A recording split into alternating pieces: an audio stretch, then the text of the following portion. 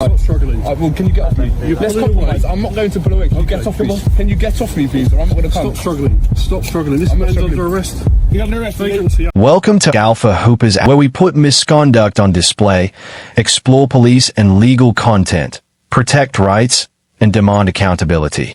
This episode is brought to us by Coley Burks, so be sure to check the link below, subscribe to his channel, and give him the credit he deserves. In this episode, Auditor Coley finds himself at Hendon Police Academy, and what follows is one of the wildest overreactions you'll ever witness. A publicly accessible gate is left wide open. Security doesn't stop him or his friend, and the two simply walk in and observe firearms training from a distance while openly recording. But the moment the officers notice a camera, they completely lose composure. An inspector rushes in, panics, and uses a false outdated arrest power, applies force without justification, and even destroys Cuz camera, and this meltdown becomes one of the easiest civil claims Coley could have possibly presented. We're here to document the training exercise.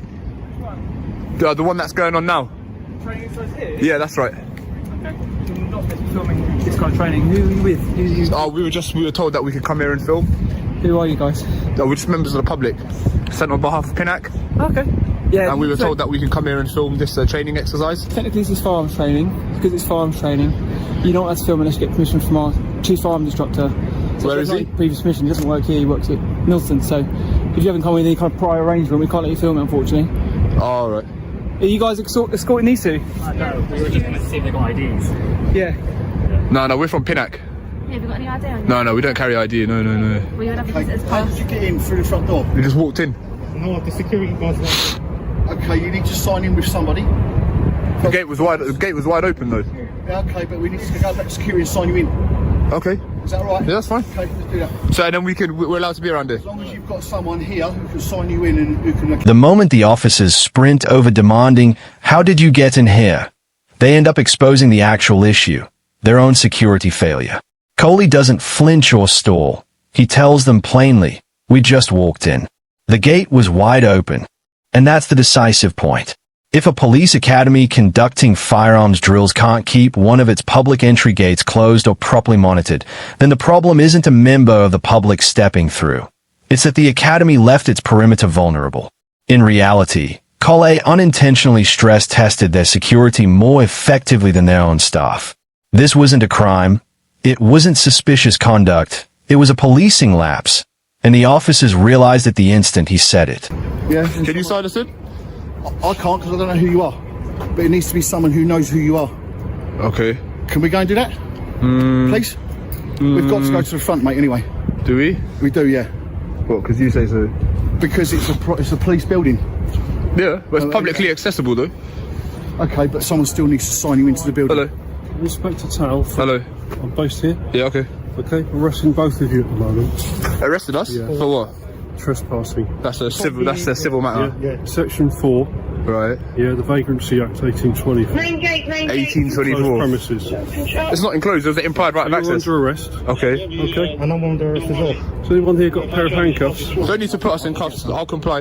Okay. So Well, where are we if you going to walk me over to the front of the You're entry. going to take us into custody now, are you? You are both under arrest, yes. For what? Inspector Dow steps into the situation and immediately does the one thing no competent officer should ever do. He arrests first and thinks later.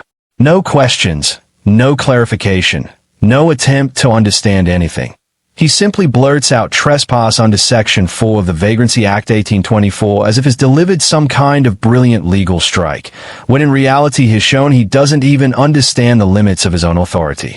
Section 4 of the Vagrancy Act 1824 is almost 200 years old, intended for targeting rogues and vagabonds wandering the streets, not members of the public who walk through an open, publicly accessible gate. It's an outdated, barely relevant law that most forces abandoned long ago because it's obsolete, overly broad, and constantly criticized for being misused. Yet here we have an inspector, not a rookie, not a trainee, pulling it out like it's a winning card. You don't need to grab me. What, trespass is a civil offence, Inspector. Can you get your hand off me, please? Get your hand off me. I don't want to resist, but get your hand off me. I can get you off me. Then get off me then, please. Stop struggling. I'm complying. Stop Can you get off me, please? You're Can you under get off me? arrest. Can you get I'm off me? restraining you. Stop struggling. I'm not trying to run away, am I? I'm complying, aren't I? Stop struggling. Well, can you get off me? You're Let's pulling compromise. away. I'm not going to pull away. Can you Okay, get off come me? on. Can you get off me, please? Or I'm not going to come. Stop struggling. Stop struggling. This I'm not man's struggling. under arrest. He's under arrest. Vagrancy Act 1824. All right, come on, mate. Out you come. Let's go. What act? 1824. You heard him, mate. You twice now. No, explain. So what's the offence? Trespass is a civil Well, offence. I've got you under control, but you're being compliant. We'll have a conversation. Okay.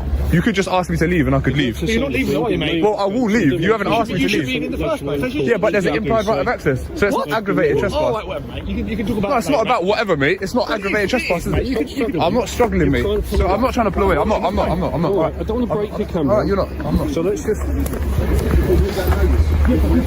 What Coley said wasn't an opinion. It was established law. Implied right of access allows members of the public to enter an open gateway to approach a reception point unless that access has been clearly revoked through locked gates, barriers, or direct instruction, and none of that was present here. The officers had left the entrance unobstructed, security never challenged him, and no one told him to leave before the inspector jumped straight to arresting him. So when the officer snapped back with, "You shouldn't be here in the first place," he wasn't giving a legal stance. He was exposing that he didn't understand the legal stance. Coley's point was accurate. Without an explicit withdrawal of access, it isn't aggravated trespass, it isn't criminal, and it absolutely doesn't justify an arrest, and the officer's dismissive whatever mate was simply the last fallback of someone who had no lawful argument remaining. God, I've got everything on camera. I can stop the camera now and show it to you. Do you know what? Let the inspector do what he's got to do.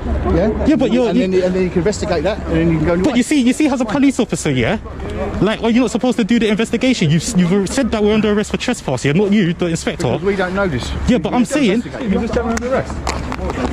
Excuse me. Yes, yeah, they said I'm under arrest as well. Hang on, man. Thank you very much. You can't stop my recording though. You've been arrested, mate. You're under arrest, buddy. Why are you doing this when I'm complying? So can you just let my arms go so I can walk freely? Why no? Why are you acting like this? What are you trained to be? Taking you out. Like what's all of this about? The situation is you're trespassing. The situation is I've been invited here, which I said I've got on camera. This one is still recording, which I can play back to you, and I'm in handcuffs. Anyway, this will go to my solicitor. You will be in trouble anyway. This moment completely destroyed the officer's narrative.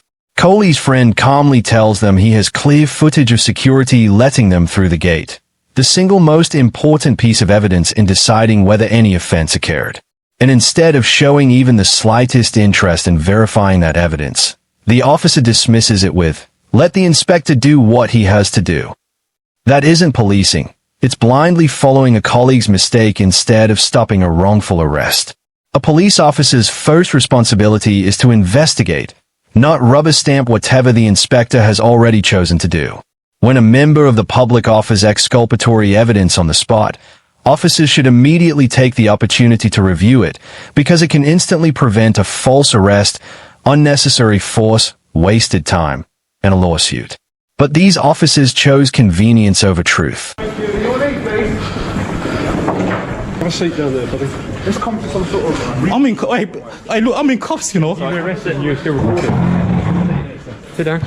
Section 4 of the Vagrancy Act. It's criminal offence, okay? It's trespassing on enclosed premises. The inspector's just explained it to the other chap. He's going to come over and explain it to you. Is that your phone or his phone? No, that's my phone. It's this gentleman's. In the footage, Coley goes on to explain what took place after he and his friend were taken into custody, detailing everything that unfolded once the officers had placed them under arrest. We were placed in a van, taken to the big bad Colindale police station, where we were kept for about 12 hours before finally being interviewed by PC Heslin, who at the time informed us that we would be further arrested for aggravated trespass. Guys, remember, for trespass to be aggravated, you must be disrupting or otherwise obstructing people from carrying out their lawful business. Aggravated trespass legislation is often used to deter travellers from setting up shop on private property, which affects people from going about their business. So in that capacity, aggravated trespass is not a piece of legislation that would be used to arrest photographers. It's got a pretty obvious kind of... Being taken to Colindale and held for 12 hours over an open gate is already outrageous.